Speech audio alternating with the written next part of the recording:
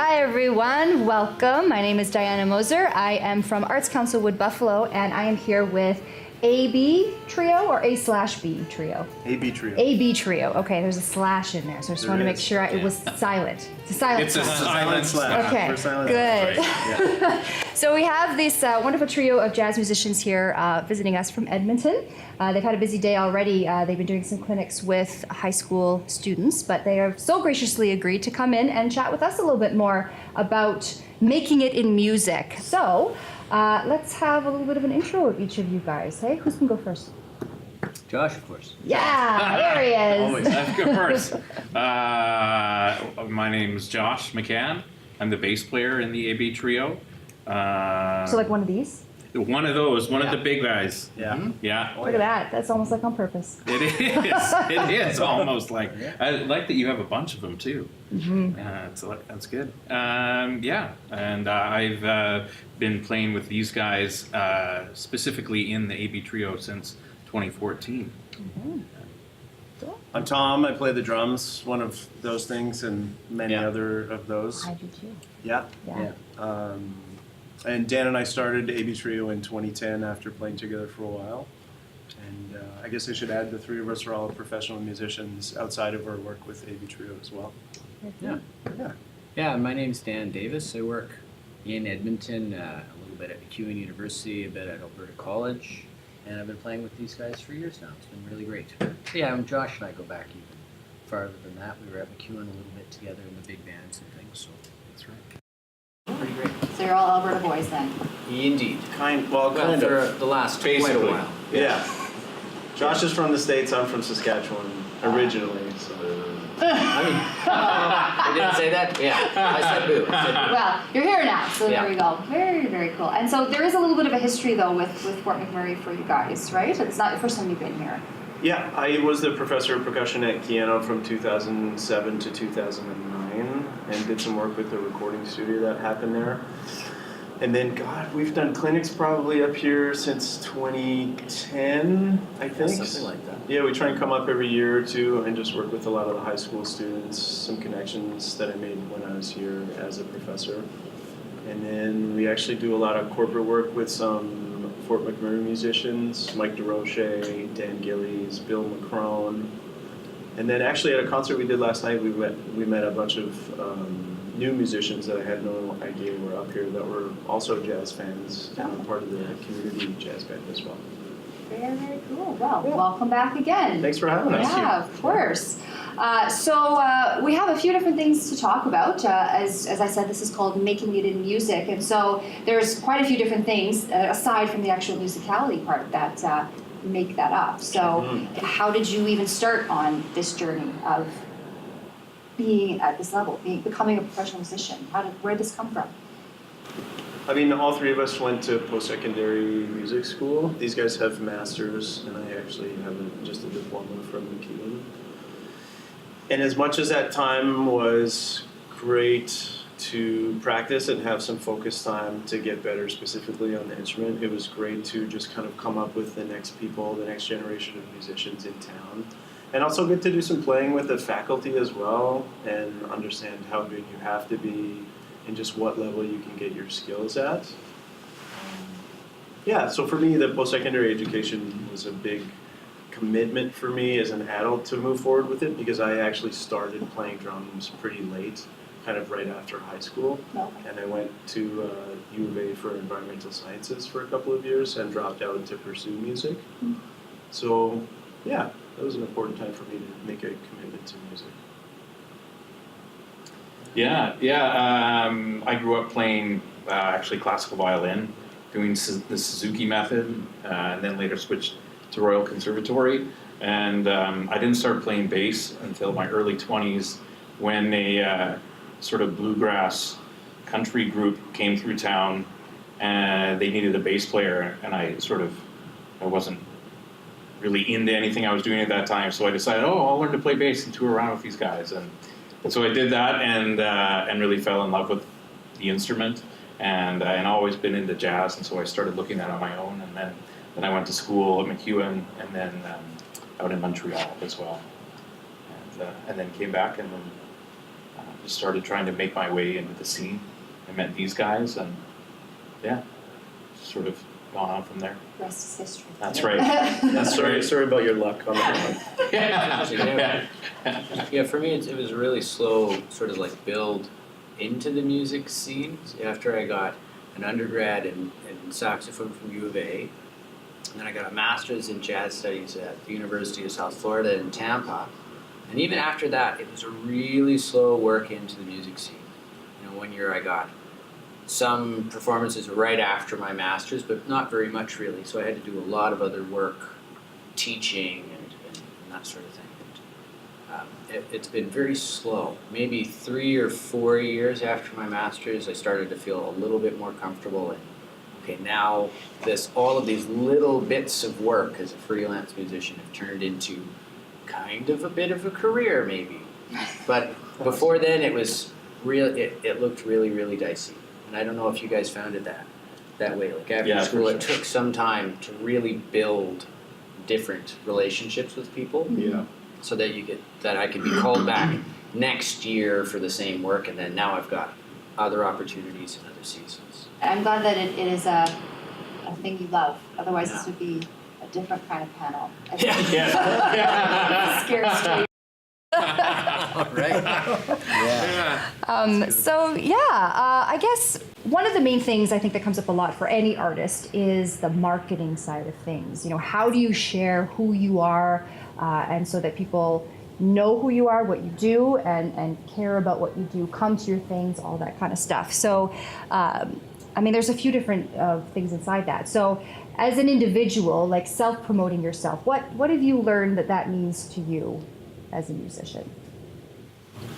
Sometimes I feel like we are successful in spite of ourselves because we put a lot of time into the music, and I think we're getting better at the business side of it as the years go on, but we could definitely improve in that side of things. But maybe that speaks to the kind of connection or the lasting connection you make with an audience at a performance, because it is a live music for us, I think, especially so for jazz. And actually now in the kind of digital streaming era, live music has more power than ever before, since all music is accessible at all times.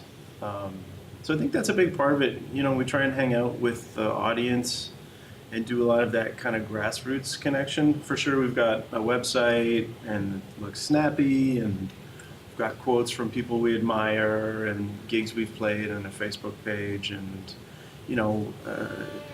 there's always little things to fill in there, but it sounds a little counterintuitive, but I think having a good product and genuinely connecting with the audience, frankly, is some of the best marketing that you can do. And we're going to take a quick break. We're going to be right back here on Making It in Music.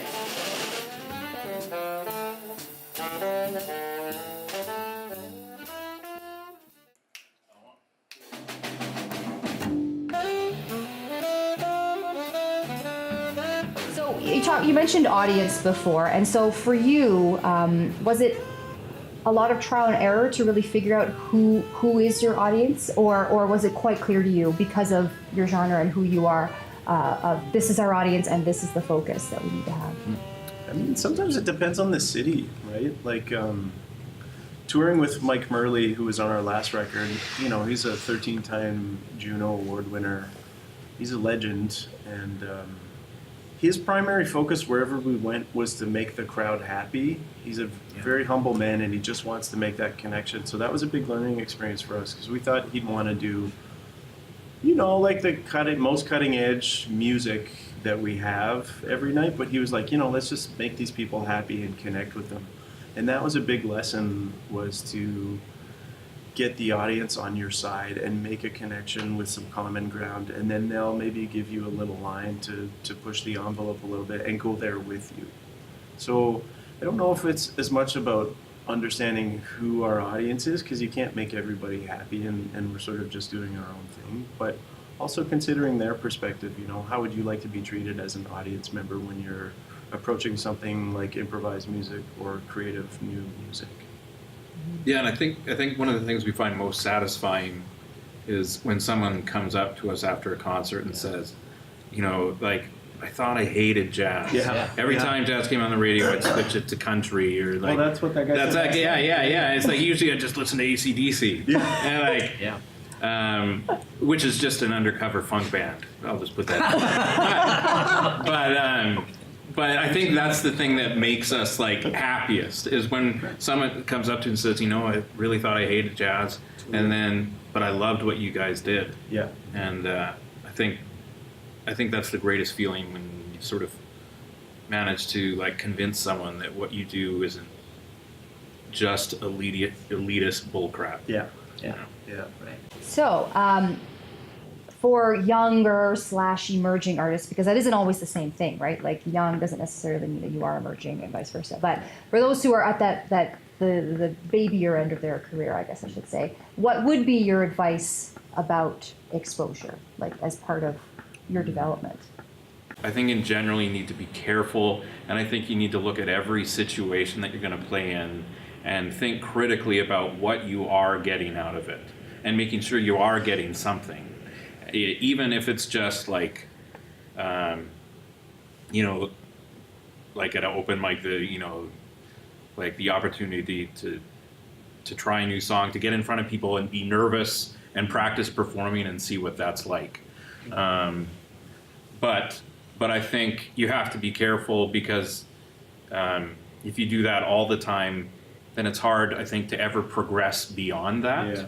Because you've sort of set up the expectation that you just do this on the side for free, and people can say, oh, well, I saw you were there and you weren't getting paid. Yeah. So I think it's important to never do those type of gigs without thinking about sort of the ramifications for the rest of your career, and always keep in mind what your goal is, and use those opportunities sparingly, for what they are. When you're booking venues and booking gigs and things like that, what have you found are the main things you need to know when you're trying to set up those relationships and those things? Well, when you're setting up a tour, it's really important to start with an anchor date somewhere. Okay. It's really important. And then quite often, if you can get somehow a significant anchor date, I mean, quite often the person that's booked you really wants to help. And, you found this when you're contacting people in the UK. For sure. We toured the UK this last summer, and Tom got, a list of 60 possible venues. 93, just in the southwest of England. Right, southwest England, Yeah. 93 possible venues to contact, and I think you contacted all of them. I did. And that was from the one Repeatedly. anchor date that you said you From got? Or? Yeah, basically, we right? had one anchor date in my mom's hometown. She lives in the UK. And thanks, Mom. Hey, Thanks, you work Mom. with the relationship. That's right. Well, exactly, yeah. But the gentleman that runs that was like, oh, maybe you'd like to see this list. I was like, yes, God, please, I want to see the list. And it was like contact information of the person, address, basically some particulars about 93 places. And I contacted all of them a year and a half before we were set to be there. And I think we ended up with 8 or 9 gigs. So a lot of the hustle is being persistent and just getting used to rejection. Because what is Yeah. that, 10% success It's rate? a little less. But that was a 2-week tour. We threw some video shoots in there and made a successful 2-week tour out of it. So Yeah. it's a lot of Tom's, grinding. Tom's persistence is a massive asset in the band. Massive. And a massive annoyance Oh, yeah. sometimes too. You Yeah. could call it persistence or annoyance. Yeah, whatever works for you. Yeah, it's super necessary, You have to not be afraid to be rejected because you're going to be, a Yeah. lot. Some of these things that we do as freelancers are sort of like auditions or perhaps job applications. Well, each performance is a job, really, and it only lasts for 2 or 3 hours and then we're unemployed again. So you actually have to Sounds so positive. you have to Real talk. apply for a new job and apply for another job, and we applied for 93 in the UK this summer and we got 8, and that ended up being enough to actually go to the UK. You just can't So take it it's- personally. One of them It's not was they only did New Orleans style jazz, and Yeah. another one was sounds great.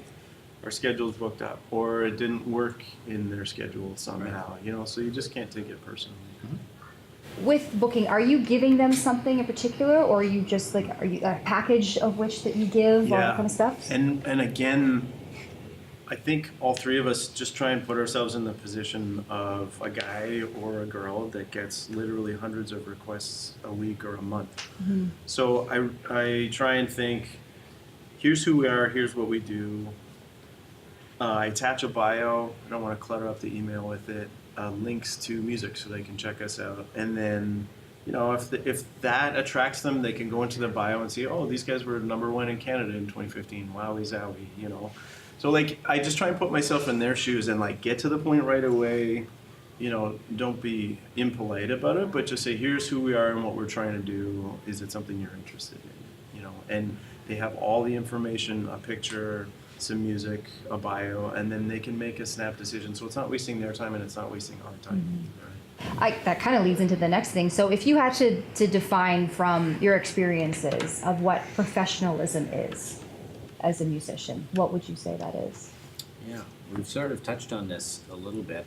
Yeah, you know, every single performance, really just about everybody that you meet, could be really important for work.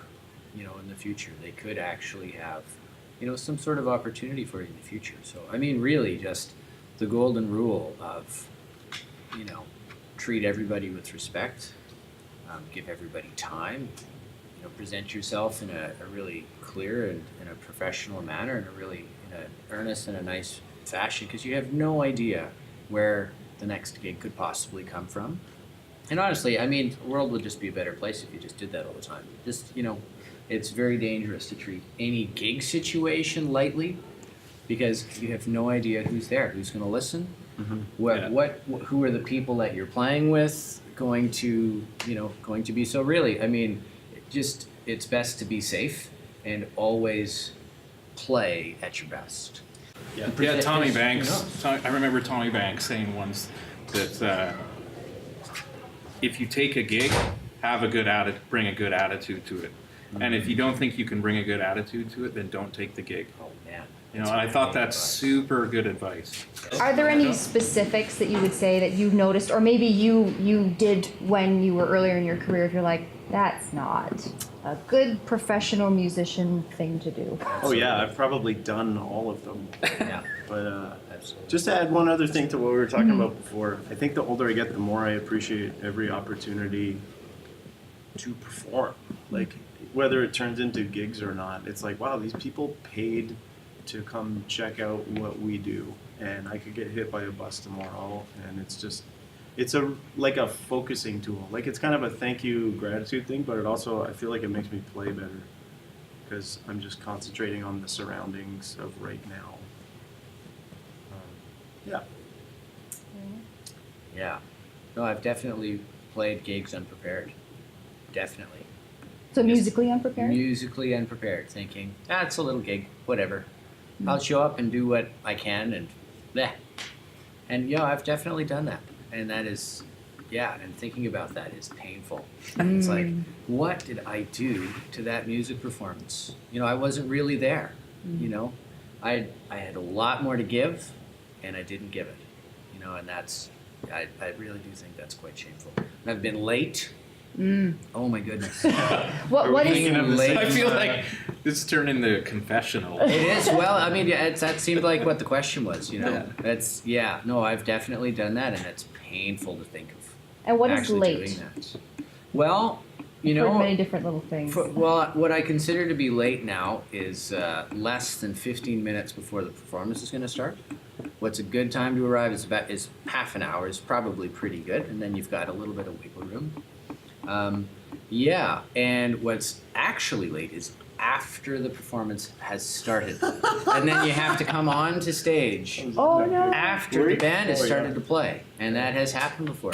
I've done that, yep. And amazingly, I somehow am still was working it somewhere a little bit as a smaller? musician. Was it somewhere big like the Northern Alberta Jubilee Auditorium? Yeah, it was right. That's right.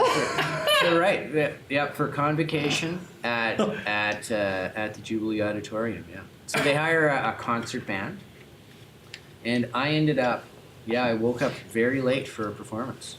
I had to throw on my tuxedo and drive out there, and they've got this pit that the band plays in. Yeah. And then the pit raises directly before their performance. So I arrived with actually the French horn player was also late for this performance, but he very subtly snuck onto stage somehow. I don't know how he did that. But I got onto stage. I had to go into the pit after it had already raised, and I couldn't go in, couldn't sneak in. It's impossible. I had to walk onto stage, down into the pit. But there was only 2,600 people there, so. Oh, I don't well, no, think there weren't anybody that knows. many people at that point. I think the biggest thing was that the band was full of 40 or so of Edmonton's professional musicians, and every one of them saw, well, look at that. Oh, there's Dan. There's Dan Davis. Boy, he's jumping down into the pit. Late. No, so yeah, I mean, it's things like that. I mean, perhaps even more than being late is not actually giving everything that I possibly can to a performance. It's amazing that I still work, I think, at times, because that's, being late, I had a reputation for that. And that is no good. That means basically you can't be hired because you could wreck this performance. So. But no, I still work. I'm better now, I think. I don't know. I think I'm better. Yeah, because that's just awful to really to show disrespect to the performance and to the audience like that. Well, we are having a really great time here on Making It in Music, but we do have to take a break because it's mandated that we can only talk for so long. So we'll be right back.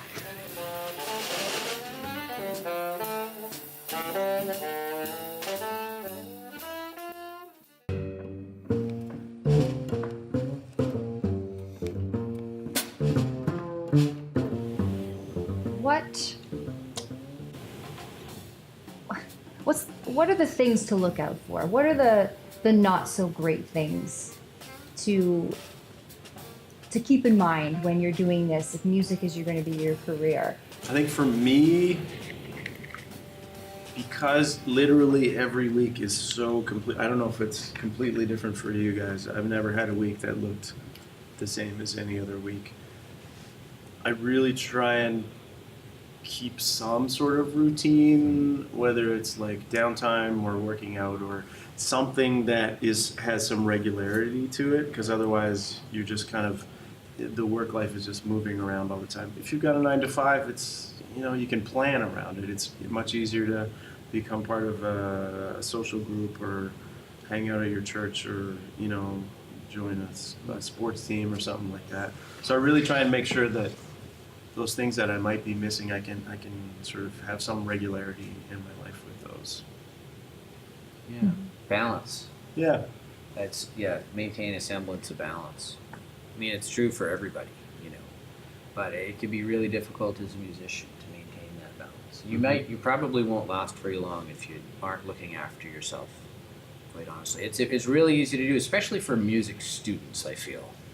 For them to get so wrapped up in all of the work that there is to do, and there's so much work to do, with playing and with forming bands and making connections and starting a career, and just to get so wrapped up in that work that you forget to do things like exercise, like eat well, like have friends, just friends that you just go and hang out with your friends a little bit, spend time with your family, look after yourself. That's, especially for music students, I feel, that they forget that sometimes. And you must dedicate yourself so fully to the music that, you flame out like some of the great musicians that we know that all died at 27. There's so many of those people, right? Yeah, we tend to romanticize those people. And by the way, those should be cautionary tales. Yeah. They should absolutely be cautionary tales. When it comes to the business side of being a musician, because there is a business side, what have you found is the most important thing to keep in mind when, because you guys have talked a lot about, there's the skill development side of it, there's the commitment to being the best musician that you can, the best performance, but when it's the day-to-day of, okay, well, if I'm managing my job, this is my jobs, what have you learned as just the things to keep in mind of looking after yourself as a business? Yeah, well, I'm thinking sort of maybe specifically with our group, but I mean, there is a lot of other work to be done in having a group like this, besides just working on the music and stuff. And I think it's and bands often form around, sort of one charismatic person who sort of like provides the vision and gets all the gigs and does all the writing and stuff like that, and I feel like bands like that quickly flame out, because then that person starts to feel hard done by, because they're doing all this work and other people aren't really contributing in that way, and it creates hard feelings. And I think a lot of bands break up, because of that stuff. And I think we've made a conscious effort. It's not perfect all the time, but I think we've made a conscious effort to look at each of our sort of different skill sets and find jobs that all need to be done, but that give us each a different focus. Like for instance, Dan does the bulk of the writing for our group. He's done a lot of that, so that takes a lot of time for him. Tom is a prolific emailer and is always the guy who we leave it up to be on people about gigs and to deal with setting up shows and that sort of thing. And I don't know if he likes to do that, but he's good at it. I do like doing it for some reason. And then both Dan and I, we tend to do a lot of grant writing together, and because that's something that I sort of enjoy doing, and I think that's I think that's a good sort of format to use for any group, is to write down all the things that sort of need to get done for your band to continue to function, and then for people to sort of decide which sort of tasks they naturally gravitate to, and hopefully people will be able to find something in there that they'll won't find too daunting a task to do, and I think it's worked out pretty well for us. Going back to your earlier point, are you saying our total and complete lack of charisma is a good thing? Is that what you're saying? Is that what I was saying? No, you said usually a band Forms around. Totally. We have no charisma. So that's why we're still together as a band. Actually, that's one of the blessings of this group. Oh my goodness. It's none of us is individually that interesting. But together. But together. We're still not. That's right. Yeah. That's right. I mean, and that anomaly. That's exactly what I meant to say. Yeah. It's sort of anomalous that not even one of us has charisma. So that in itself is sort of interesting. Yeah. That's You were meant to be together. That's right. For that. That's right. On that note, I want to say thank you guys so much for coming in and chatting with us today on Thank you. Making It Our in pleasure. Music.